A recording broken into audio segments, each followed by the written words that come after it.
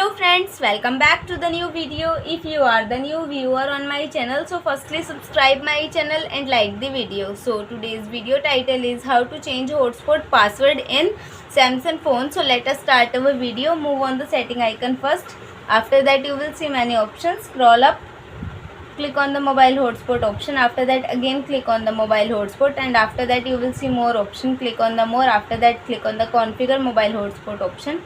After that scroll up, and here you will see hotspot password is that. To change your password, click on that and cut this password and enter the new password. I want that one, which is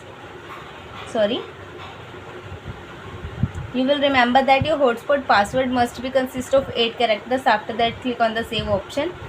So in this way you will change your hotspot password in your mobile phone. So I hope this video helps you to change hotspot password in your mobile phone. So please subscribe my channel and like the video. Thank you so much for watching our video.